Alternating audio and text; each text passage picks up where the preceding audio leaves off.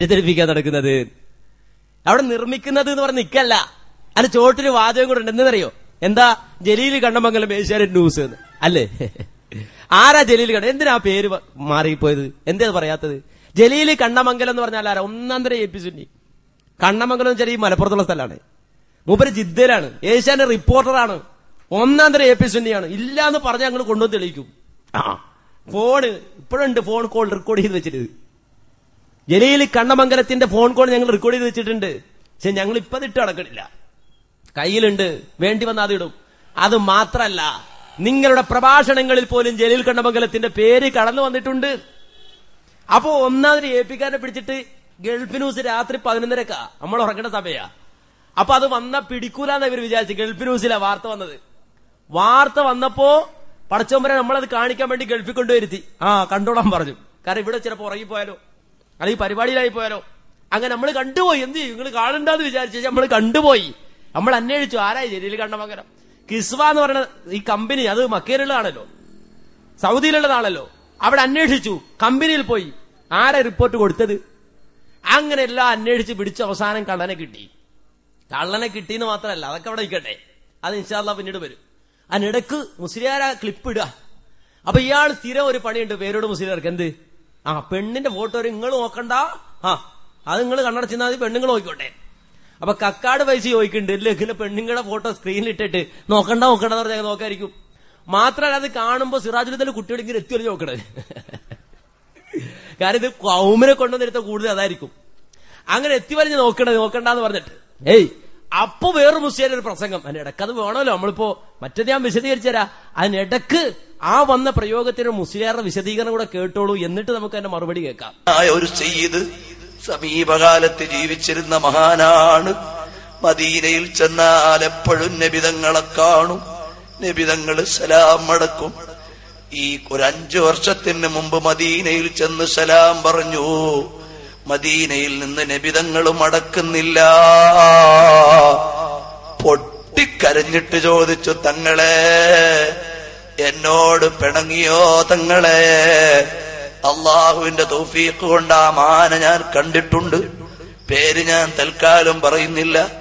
ബഹുമാനപ്പെട്ടവര് ചോദിച്ചു, തങ്ങളെ തങ്ങള് പിണങ്ങിയോ? മദീനയിൽ കിടന്നങ്ങ് കരഞ്ഞു, തങ്ങളെ പിണങ്ങല്ലേ നബിയേ, എന്റെ തെറ്റു തിരുത്തിത്തരണം നബിയേ. ഉടനെ മദീനയിൽ നിന്ന് റൗദയിൽ നിന്ന് മറുപടി, അനലർത്തയില വജിഹിംറഅത്തിൻ ഫിത്തിൽഫിസിയൂൻ. എടാ മോനെ, നീ ടെലിവിഷനിലൂടെ അന്യ പെണ്ണിനെ നോക്കിയല്ലോ, എന്നെ ഇഷ്ടമുണ്ടെങ്കിൽ നീ അത് നോക്കുമോ മോനെ? ഞാൻ പറഞ്ഞു, നബിയേ ഞാൻ സിനിമ കണ്ടതല്ല നബിയേ, വാർത്ത കേട്ടപ്പോ അറിയാതെ കണ്ടുപോയതാണ് നബിയേ.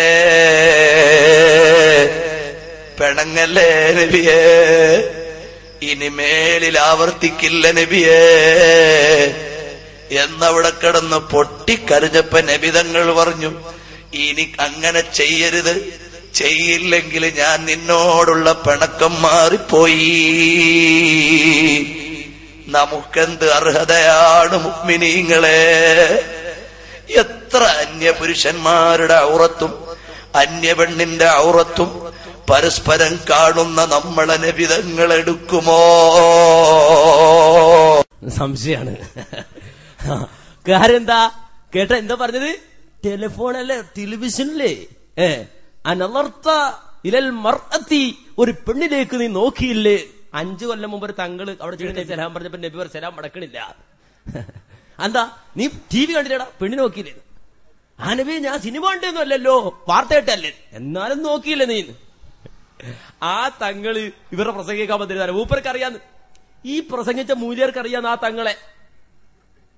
വല്ലാത്ത സത്യമാണത് കേട്ടോ. ഇങ്ങനൊന്നും മനുഷ്യന്മാര് സത്യം പറയില്ലേ. നമുക്ക് ആർക്കും മനസ്സിലാകുന്നില്ല, നമുക്കിത് കളവായിട്ട് പോലും തോന്നണില്ല, ഒരു സംശയം പോലും തോന്നണില്ല. ഇങ്ങനൊന്നും മനുഷ്യന്മാര് സത്യം പറയരുത്. ഇവിടെ വന്ന് പ്രസംഗിച്ച മഹാനവറുകളാ അല്ലേ? എന്നിട്ട് ടെലിവിഷനിൽ വാർത്ത കണ്ടതാണ്. ആ തങ്ങളെങ്ങാനും പേരുടെ പ്രസംഗം കേൾക്കാൻ പോയാലോ? പടച്ചോനെ, വാർത്ത കാണാതിരിക്കാനാ പത്രം ഇങ്ങോട്ട് പറയാം, വാർത്ത കേൾക്കാൻ പോകുന്നത്. ഇത് നോക്കുമ്പോ അതിനും വലിയ വാർത്ത ഇവിടെ. ഇനി അടുത്തോലെ എങ്ങനെ ഹജ്ജിനോന്ന് മൂപ്പര് ആലോചിച്ചിട്ടിരിക്കണ്. പറയണതും ചെയ്യണട്ട് എന്താ ബന്ധം? ഇവരാ മുജാഹിദ് പ്രസ്ഥാനത്തെ ക്ലിപ്പിടാൻ വരെയാണ്. ഇനി അതുകൊണ്ട് അവസാനിച്ചോ? ഇല്ല, അതുകൊണ്ട് തീരുന്നില്ല.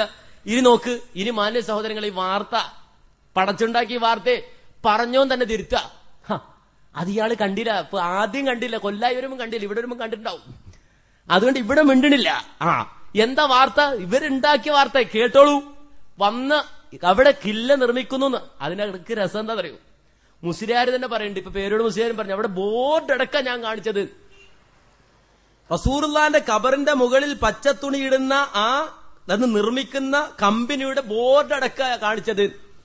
ബോർഡ് എന്നിട്ട് കാണിക്കണം. എന്താ ബോർഡ് നോക്കുമ്പോ മക്കീനത്തു സിതാറത്തു ദാഖിലിയ, ഇതാണ് ബോർഡ്. നമ്മൾ സാധാരണ ഗൾഫില് നമ്മൾക്ക് വലിയ കിതാബൊന്നും ഇല്ല, കൊളോക്കിയൽ അറബിയൊക്കെ നമ്മൾ കേട്ടിട്ടുണ്ടാവല്ലോ. എന്താ ഈ മക്കീനത്തു സിതാറത്തു ദാഖിലിയ എന്ന് പറഞ്ഞ എന്താ? ഖബറിന്റെ പുറത്തിടുന്ന പട്ടത്തുണിന്നാ, പട്ടുന്നാ, കർട്ടന്നാ. അസിതാറത്തു ദാഖിലിയ എന്ന് വെച്ചാൽ കർട്ടൻ ഉണ്ടാക്കുന്ന കമ്പനിയുടെ ബോർഡ്. ആ കർട്ടൻ കമ്പനിയുടെ ബോർഡ് കാണിച്ചിട്ട് പറഞ്ഞ റസൂലുള്ളാഹിന്റെ ഖബറിന്റെ മുകളിൽ പച്ച തുണി നിർമ്മിക്കുന്ന കേന്ദ്രമാണ്. എന്ത് ചെയ്യും എന്ന് മാത്രല്ല, റിപ്പോർട്ടർ കാന്തപുരം സുന്നി ജലീൽ കണ്ണമംഗലം അയാൾ തന്നെ ഗൾഫ് ന്യൂസിൽ തന്നെ ഏഷ്യാനെറ്റിൽ തന്നെ തിരുത്തുന്ന എനിക്ക് കേൾക്കാൻ പോണത്. കേട്ടോളൂ. അധ്യാപനങ്ങൾക്ക് വിരുദ്ധമായ അനുഷ്ഠാനങ്ങളിൽ നിന്ന് മുസ്ലിമുകൾ വിട്ടുനിൽക്കണമെന്ന് സൌദിയിലെ മതപണ്ഡിതർ ആഹ്വാനം ചെയ്തു. ഇസ്ലാമിക സമ്പദ് വ്യവസ്ഥയെക്കുറിച്ച് 7ാമത് അന്താരാഷ്ട്ര സമ്മേളനം അടുത്ത മാസം 1 ജിദ്ദയിൽ ആരംഭിക്കും. കിങ് അബ്ദുൽ അസീസ് യൂണിവേഴ്സിറ്റിയിലെ centre of Islamic economy researchers ആണ് സമ്മേളനത്തിന്റെ സംഘാടകർ. ലോകത്തിന്റെ വിവിധ ഭാഗങ്ങളിൽ നിന്നുള്ള പണ്ഡിതർ, ഗവേഷകർ, ധനകാര്യ നിക്ഷേപ സ്ഥാപനങ്ങളുടെ പ്രതിനിധികൾ തുടങ്ങിയവർ ചർച്ചയിൽ പങ്കെടുക്കും. സമ്മേളനം 3 ദിവസം നീണ്ടു നിൽക്കും. അതേസമയം റബിയുൽ അവ്വൽ മാസത്തിൽ പ്രത്യേക ആരാധനാ കർമ്മങ്ങൾ അനുഷ്ഠിക്കാനോ പ്രവാചകന്റെ ജന്മദിനം ആഘോഷിക്കാനോ ഇസ്ലാം മതം പഠിപ്പിക്കുന്നില്ലെന്ന് സൗദിയിലെ വിവിധ പള്ളികളിൽ കഴിഞ്ഞ വെള്ളിയാഴ്ച പ്രാർത്ഥനയോടനുബന്ധിച്ച് നടന്ന പ്രസംഗത്തിൽ മതപണ്ഡിതർ പറഞ്ഞു. ഇസ്ലാമിക അധ്യാപനങ്ങൾക്ക് വിരുദ്ധമായ എല്ലാ അനുഷ്ഠാനങ്ങളിൽ നിന്നും വിശ്വാസികൾ വിട്ടുനിൽക്കണമെന്നും അവർ ആഹ്വാനം ചെയ്തു. മക്കയിലെ വിശുദ്ധ കാബയെ പുതപ്പിക്കുന്ന കിസ്വ നിർമ്മാണ ഫാക്ടറിയിൽ പ്രവാചകന്റെ ഖബറിടം പുതുക്കാനുള്ള പച്ചപ്പൊട്ട് നിർമ്മിക്കുന്നുണ്ടെന്ന പ്രചാരണം അടിസ്ഥാനരഹിതമാണെന്ന് സൗദിയിലെ പണ്ഡിതർ അറിയിച്ചു. മക്കയിലെ വിശുദ്ധ കാബയെ പുതപ്പിക്കുന്ന കിസ്വ നിർമ്മാണ ഫാക്ടറിയിൽ പ്രവാചകന്റെ ഖബറിടം പുതുക്കാനുള്ള പച്ചപ്പൊട്ട് നിർമ്മിക്കുന്നുണ്ടെന്ന പ്രചാരണം അടിസ്ഥാനരഹിതമാണെന്ന് സൗദിയിലെ പണ്ഡിതർ അറിയിച്ചു. മക്കയിലെ വിശുദ്ധ കാബയെ പുതപ്പിക്കുന്ന കിസ്വ നിർമ്മാണ ഫാക്ടറിയിൽ പ്രവാചകന്റെ ഖബറിടം പുതുക്കാനുള്ള പച്ചപ്പൊട്ട് നിർമ്മിക്കുന്നുണ്ടെന്ന പ്രചാരണം അടിസ്ഥാനരഹിതമാണെന്ന് സൗദിയിലെ പണ്ഡിതർ അറിയിച്ചു. അപ്പൊ കൃത്യമായിട്ട് മൂപ്പര് തന്നെ കൃത്യമായി ഏഷ്യൻ ന്യൂസിൽ തന്നെ പറയാ. കാര്യം എന്ന് വെച്ചാല് ഈ വാർത്ത പുറത്തു വന്നപ്പോ ഇവരിത് ക്ലിപ്പാക്കുകയും ഇവിടെ പ്രചരിപ്പിക്കുകയും ചെയ്തു. അപ്പൊ നമ്മൾ അന്വേഷിച്ചോടെ, കൃത്യമായി തന്നെ അന്വേഷിച്ചു, ഇങ്ങനെ ഉണ്ടോ? അവസാനം ഇങ്ങനെ ഒരു വാർത്തയുണ്ട്, അത് ശരിയാണോ? അവിടുത്തെ ഉത്തരവാദിത്തപ്പെട്ടവർ ചോദിച്ചു, എവിടെ വാർത്ത? നമ്മൾ രാത്രി 11:30 റെക്കോർഡ് ചെയ്തു, ഇതില്ല. അവസാനം നോക്കും മുസ്ലിയാക്കന്മാര് ക്ലിപ്പിട്ടരെ കൊടുത്തു അയച്ച് കണ്ടോന്ന് പറഞ്ഞു. അങ്ങനെ വാർത്ത കണ്ടു. ജലീൽ കണ്ണമംഗലത്തെ അവിടുത്തെ ആൾക്കാർ ഔദ്യോഗിക വാഗ്ദാക്കൾ വിളിച്ചിട്ട് വെച്ച്, എവിടുന്ന ഈ വാർത്ത? അതാരും എഴുതി തന്നേക്കെ കൊടുക്കോ? അപ്പോ കൃത്യമായി തന്നെ അവർ പറഞ്ഞു കൊടുത്തു, അങ്ങനെ ഇല്ലാന്ന് തിരുത്തി കൊടുക്കണം, ഇല്ലാത്തത് പറയരുത്. എന്തിനാണ് ഇവരിങ്ങനെ ഈ കള്ള വാർത്ത ഉണ്ടാക്കുന്നത്? ഏതെങ്കിലും ഒരു സ്ഥാപനത്തിൽ ഉത്തരവാദിത്തപ്പെട്ട ജോലി നിർവഹിക്കുമ്പോൾ ഒരു സത്യസന്ധതയില്ലേ? ആ സ്ഥാപനത്തോടൊരു കരാറില്ലേ? ആ ബാധ്യതയില്ലേ? ഒരു മുസൽമാൻ കരാറ് പാലിക്കണ്ടേ? വിശ്വസ്തത പാലിക്കണ്ടേ? എങ്ങനെ കൂടെ കൊണ്ടു നടക്കും ഇവരെ? എന്തൊക്കെ ചെയ്യൂവര്? ചാതിയും വഞ്ചനയും കാപട്യവും കളവും നടത്തിയിട്ട് ഈ ദീൻ പ്രചരിപ്പിക്കാൻ ആരാണ് ഇവരെ ഏൽപ്പിച്ചത്? ഈ കിസ്വ കമ്പനിയിലെ ഏത് റസൂലുള്ളാഹിന്റെ ഖബറിന്റെ മുകളിൽ വിരിക്കുന്ന ആ പച്ച തുണി നിർമ്മിക്കുന്ന കിസ്വ കമ്പനി ഇയാൾ പോയിട്ടുണ്ട്. തിരുത്തിയത് സാധു അറിഞ്ഞില്ല. അതും കൂടെ കേട്ടിട്ട് നമുക്ക് ഇൻഷാ അല്ലാഹ് ബീമാബിസിലേക്ക് പോകാം. ഖബർ ശരീഫ് പൊന്തിച്ചിട്ടില്ലെങ്കിൽ പിന്നെ പുതയ്ക്കാൻ എന്തിനാണ് തുണി? മക്കയിൽ നിന്ന് 10 രൂപ ടാക്സിക്ക് കൊടുത്താൽ, റിയാല് കൊടുത്താൽ എത്തുന്ന ഉമ്മുൽ ജൂദ് എന്ന് പറയുന്ന സ്ഥലത്ത് മസ്നഉൽ കിസ്വ എന്ന ഫാക്ടറിയുണ്ട്. അവിടെ ചെന്നാൽ ഈ നിർമ്മാണം നിങ്ങൾക്ക് കാണാം. തൊട്ടടുത്ത് തന്നെ മ്യൂസിയവും ഉണ്ട്. അള്ളാഹുവിന്റെ തൗഫീഖ് കൊണ്ട് സന്ദർശിക്കാൻ അവസരം ലഭിച്ചിട്ടുണ്ട്. അവിടെ വെച്ചുകൊണ്ട് സൗദി ഗവൺമെന്റ് കഅബ പുതുക്കാനുള്ള ഖില്ലയും അതോടൊപ്പം റസൂലുള്ളാഹി സ്വല്ലല്ലാഹു അലൈഹി വസല്ലം തങ്ങളുടെ ഖബർ ശരീഫ് പുതുക്കാനുള്ള കിസ്വയും ഉണ്ടാക്കുന്നു. എന്നിട്ട് അവിടുത്തെ ഖബർ പൊന്തിച്ചിട്ടില്ല എന്ന് പറഞ്ഞ് ബഹുമാനം കുറയ്ക്കാൻ നടക്കണോ? എന്താണ് പറയേണ്ടത്? മൂപ്പര് ഉമ്മുൽ ജൂദിലാണ്. 25 രൂപ. എത്ര റിയാല? എത്രയോ ഉമ്മുൽ ജൂദിൽ പോയി കിസ്വ കിസ്വ അവിടെ പോയി സന്ദർശിച്ചു. അവിടെ അടുത്ത് തന്നെ മറ്റേതുണ്ട്, മ്യൂസിയം ഉണ്ട്. മ്യൂസിയം കയറി കണ്ട് അവിടെയാണ് റസൂലുള്ളാഹിയുടെ പച്ചത്തുണി നിർമ്മിക്കുന്നത്. സൗദിയിലുള്ള ആളുകൾ പറയാ അങ്ങനൊന്നില്ല. മുസ്ലിം ഞാൻ പോയി കണ്ടല്ലേ, ഞാൻ പോയി കണ്ടാണ്.